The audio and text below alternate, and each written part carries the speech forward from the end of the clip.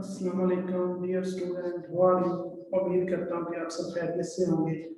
आज हम community health nursing 2 में पढ़ेंगे waste management.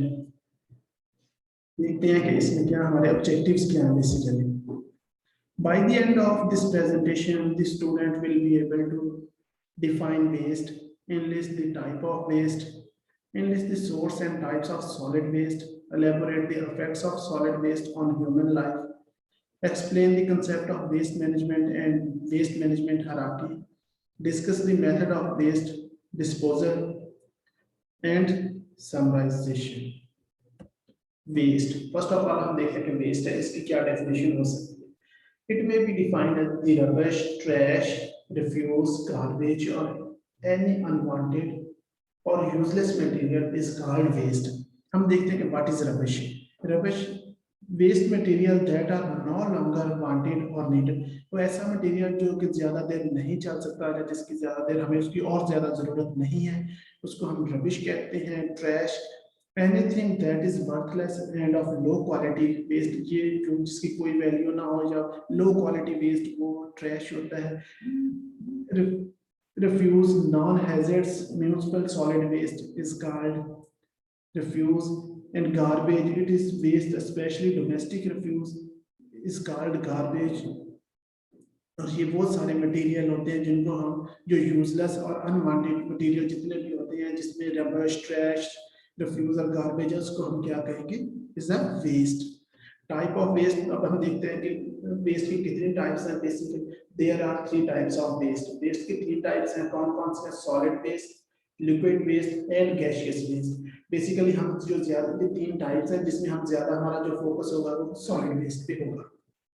Solid waste, it may be defined as non-liquid, non-soluble material ranging from municipal garbage to industrial waste, which contain complex and sometimes hazardous substances, is called solid. ये actually non-liquid और non-soluble material होते हैं जो कहाँ से, जो ranging from municipal garbage to industrial waste, और ये complex होते हैं और ये hazardous भी हो सकते हैं. उसको हम क्या कहते हैं? Solid waste. सॉलिड वेस्ट में कौन कौन सी चीजें आ जाती हैं? गार्बेज, रबिश, डिमोलिशन प्रोडक्ट्स, जो कि कंस्ट्रक्शन से जो जब हम इमारतों को गिराते हैं, डिमोलिश करते हैं, उनसे जो प्रोडक्ट्स हमें हासिल होती हैं. सीवेज ट्रीटमेंट रेजिड्यू, ये जो सीवेज ट्रीटमेंट प्लांट होते हैं उनके जो एंड प्रोडक्ट्स जो कि स्लज वगैरह होती है, ये वो चीज है.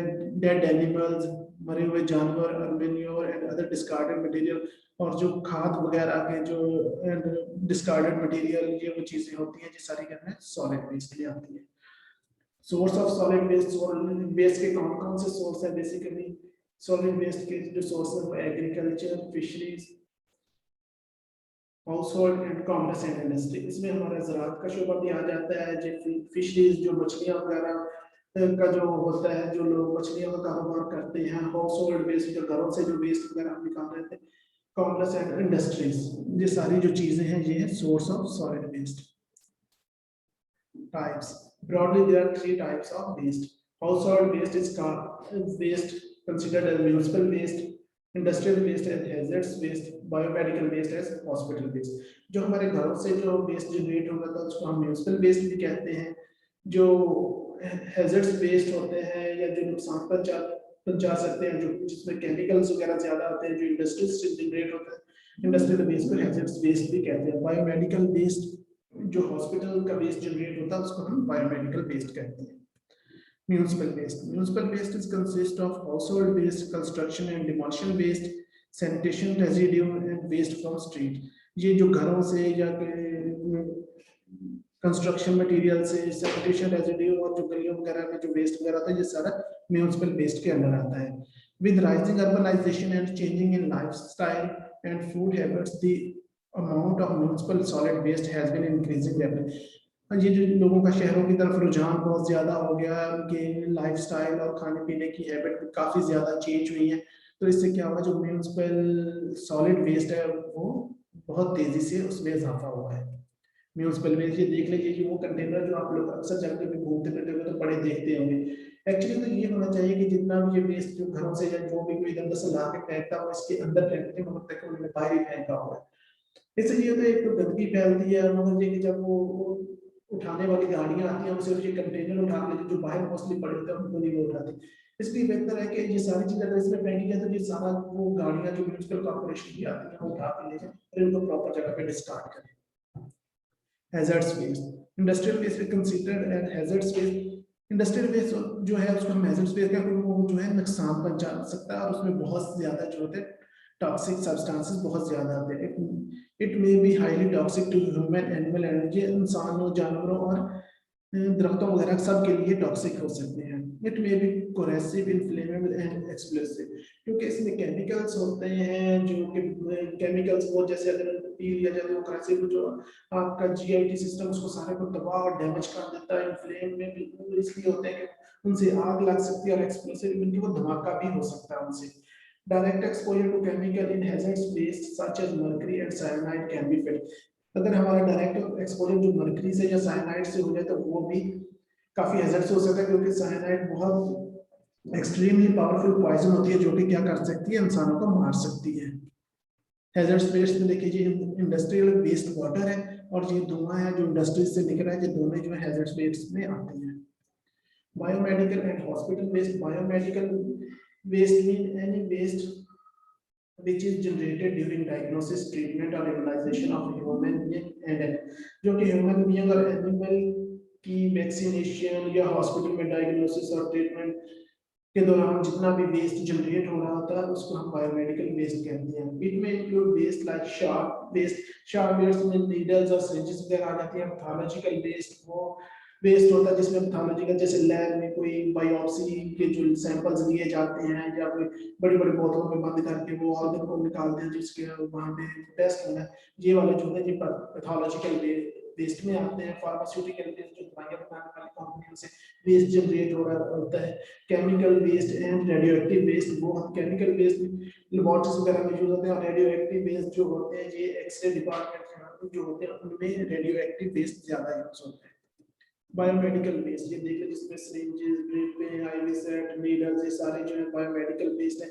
और नीचे एक तस्वीर दिखाई गई है जिसमें डिफरेंट कलर कोड्स के कंटेनर्स पड़े हुए हैं। Segregation of biomedical waste in colour, इसका ये मतलब होता है कि हमने जो चीजें हमने हर जो कलर कोड है जो उसको डेजिग्नेट किया गया उसमें डालना। फॉर एग्जाम्पल अगर हमने एक में सिरिंजेस डालनी है या ड्रिपें डालनी है तो दूसरे में हम जो पेपर वगैरह वो डालेंगे, तीसरे में हम अगर कोई टॉक्सिन सब्सटेंसेस या कोई इस तरह के इंजेक्शन है जैसे कैंसर वगैरह की जो दवाई उसको वो हम अलग उनको डालते हैं। ये सारे डिफरेंट कोड्स होते हैं जो मुख्तलिफ चीजों के लिए यूज किए जाते हैं। इफेक्ट्स ऑफ सॉलिड, अब हम देखते हैं कि सॉलिड वेस्ट के हम पे क्या इफेक्ट्स हो सकते हैं। First of all epidemic outbreak, कि ये किसी भी इलाके में या किसी कम्युनिटी में किसी भी डिजीज को पैदा कर सकती हैं जो कि उसको नुकसान, और बहुत सारे जो गैस्ट्रोइंटेस्टाइनल डिजीजेस होते हैं जिसमें कॉलरा, डायरिया, डायसेंट्री वगैरह हो सकती हैं। प्लेग टाउन वगैरह फैल सकता है। लॉस ऑफ लाइव्स, अगर वो बीमारी बहुत सीवियर इख्तियार की तरफ से डेथ होगी तो लॉस ऑफ लाइव्स, जिंदगियां जाया हो जाएंगी।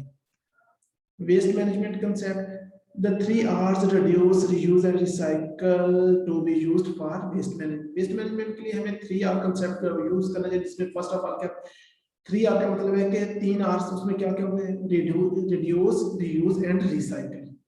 रिड्यूस में हम देखते हैं the use of disposable goods, paper plates, paper bowl, styrofoam का, plastic spoons, roll of paper towels, paper napkin should be limited. इसमें ये बेसिकली जो डिस्पोजेबल चीजें हैं जिसमें paper cup, paper towel, paper napkins, plastic spoon और styrofoam cup वो होता है जिसमें पॉलीएस्टर वगैरह बहुत ज्यादा यूज होता है। हमें उनको थोड़ा लिमिटेड करना चाहिए, उनका इस्तेमाल कम करना चाहिए। अगर हम उनका इस्तेमाल कम करेंगे तो डेफिनेटली वो क्वांटिटी में रिड्यूस हो जाएंगे। Recovery of 1 ton paper can save 17 trees, अगर हम 1 टन पेपर की बचत करेंगे या उसके बचाएंगे तो वो 17 दरख्त में हम क्या कर सकते हैं, 17 ट्रीज को हम क्या कर सकते हैं, बचा सकते हैं। Reuse, instead of buying new container from the market, use the one which are present in the house. Don't throw away the soft drink cans, bottles, cover them with paper and use them as a pencil stand or small waste। ये नहीं कि हमें हर दफा नई चीजें market से खरीदनी है इस्तेमाल करने के लिए, बल्कि हमारे घरों में जो चीजें प्रेजेंट है उनको हमें यूज में लाना चाहिए। और खास तौर पर हम जो सॉफ्ट ड्रिंक कैंस या बॉटल्स होती हैं, हमें इनको यूज करने के बाद फेंक नहीं देना चाहिए, बल्कि उसमें इनको पेपरों में रैप करके उनको हम पेंसिल जार्स और स्मॉल वेस्ट जो स्याहियाँ होती हैं जो घरों में एज शो पीस के तौर पे पड़ी होती हैं, हम उनको वो चीज़ें भी बना सकते हैं। Recycle, use shopping bags which are made up of cloth and can use over and over. और हमें हमेशा वो शॉपिंग बैग्स लेने चाहिए जो कि कपड़े के बने और उनको हम बार बार यूज कर सकें। वेस्ट मैनेजमेंट हायरार्की, अब हम देखते हैं कि वेस्ट मैनेजमेंट हायरार्की बेसिकली क्या चीज है। The number of concept about waste management which vary in their uses between countries and region. मुख्तलिफ कंट्री में जो वेस्ट मैनेजमेंट कंसेप्ट्स हैं वो डिफरेंट है, मुख्तलिफ इलाकों के और मुख्तलिफ कंट्रीज के मुख्तलिफ ही होते हैं। Some of the most general and widely used concept, और जो कि जनरली और मोस्ट वाइडली हर जगह पे एक जैसे इस्तेमाल होते हैं, वो हम देखते हैं कि क्या waste hierarchy refer to 3 R's mean reduce, reuse and recycle. वही जो हम पहले पढ़ चुके हैं कि हमें 3 R's का कंसेप्ट इस्तेमाल करना चाहिए कि हम जो भी चीजें कम, रीयूज और रिसाइकिल वाले इस्तेमाल करें। It classify waste management strategies according to their desirability in term of waste minimisation. इससे हम क्या कर सकते हैं, हमें अपने डिजायर के मुताबिक जिससे वेस्ट मिनिमाइजेशन होगी। The waste hierarchy remains the cornerstone of most waste minimisation strategy. और जो वेस्ट मिनिमाइजेशन स्ट्रेटजीज है उसमें जो वेस्ट हायरार्की होती है वो एक कॉर्नरस्टोन की हैसियत उसको हासिल है। The aim of waste hierarchy is to extract the maximum practicable benefit from the products and generate the minimum amount of waste.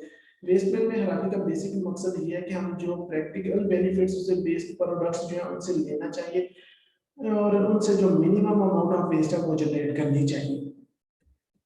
ये वेस्ट मैनेजमेंट हायरार्की जिसमें स्टेप बनाए गए हैं, पहले उन्होंने बताया कि क्या है, A B C D E F तक उन्होंने। पहले हमें क्या करना है, रिड्यूस करना चाहिए कि जो हम डिस्पोजेबल आइटम्स इस्तेमाल करते हैं उन्हें हमें कम से कम करना चाहिए। फिर रीयूज करना चाहिए, जैसे हम सॉफ्ट ड्रिंक कैंस वगैरह पीते हैं और बोतलें वगैरह फेंकना नहीं चाहिए, बल्कि उनको रीयूज में लाना चाहिए। और रिसाइकलिंग ये है, जब हम कोई शॉपिंग बैग्स वगैरह लेते हैं वो हमें कपड़े के लेने चाहिए ताकि हम उसको बार बार इस्तेमाल। और फोर्थ वन ये है कि इनसे अगर हम इनको रीयूज करेंगे या इनसे हम कोई ऐसा एनर्जी वगैरह जनरेट कर सकते हैं तो वो हमें करनी चाहिए।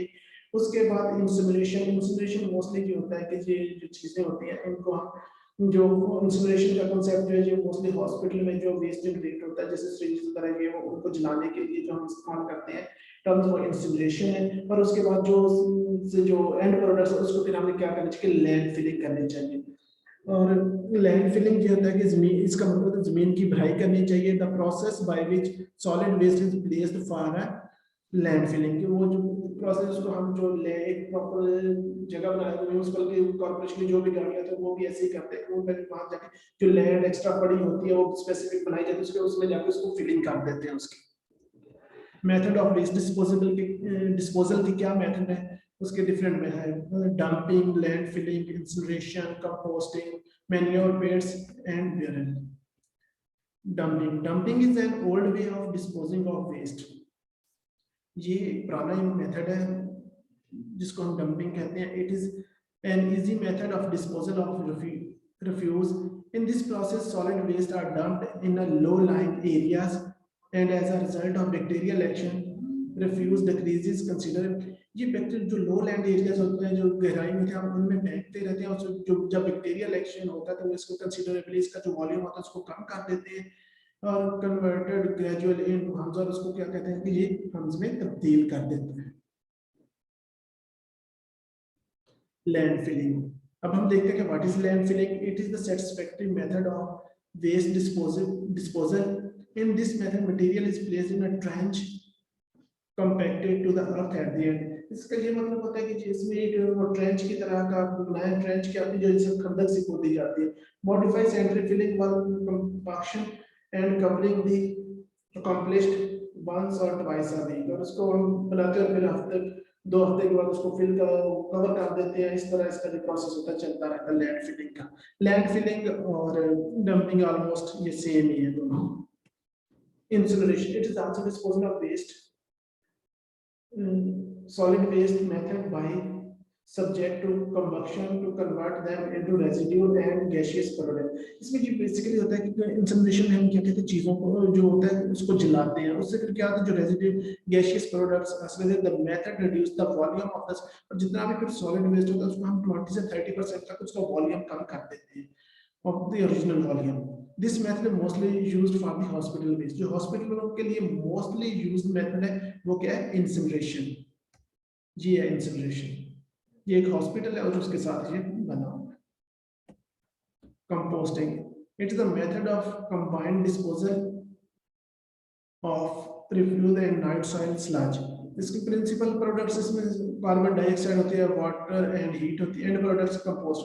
इसमें बेसिकली क्या होता है, हम जो ऑर्गेनिक एंड इनऑर्गेनिक मटेरियल जो होता है उसको करते हैं, और उसके बाद इनऑर्गेनिक मटेरियल जब काफी देर तक पड़ा रहता है तो उस पे इफेक्ट होगा, और उसको बाद में क्या करते हैं, जैसे ये जनरेट होता है, ये तस्वीर भी शो कर रही है, इसको फिर हम फर्टिलाइजेशन के लिए खेतों वगैरह में इस्तेमाल कर लेते हैं। Manure pits. This method of waste management mostly used in rural area, और ज्यादातर ये जो मेथड है ये रूरल एरिया में इस्तेमाल होता है। Digging manure pits into prevent the refuse thrown around, और बेसिकली इसको मैन्योर जो होता है गड्ढे खोदे जाते हैं, मैन्योर पिट्स जो होते हैं वो गड्ढे खोदे जाते हैं ताकि ये जो रिफ्यूज है हम इधर उधर घरों में या गलियों में ना फेंके। इसमें क्या क्या आ जाए, the garbage, cattle dungs, straw and leaves should be dumped into the manure pits and covered with that. इसमें हम जो होते हैं, जो जानवरों के फजला वगैरह, जो उसके अलावा घास और इसके अलावा पत्ते वगैरह, दरख्त भी, ये सारी चीजें उसमें हम डाल के और उसको हम कवर कर देते हैं। 2 pits will be needed in 5 to 6 month time. The refuse is converted into manure which can be returned to the pit. इसमें ये होता है कि ये manure बेसिकली ये खाद के लिए लफ्ज इस्तेमाल होता है। इसमें क्या करते हैं, जब 5-6 माह तक उसमें पड़ा रहता है तो ये कन्वर्ट हो जाता है मैन्योर में, और इसके बाद इसको हम फिर दोबारा खेतों में एज ए फर्टिलाइजेशन के तौर पर इस्तेमाल कर लेते हैं। Burial. It is suitable for small camps.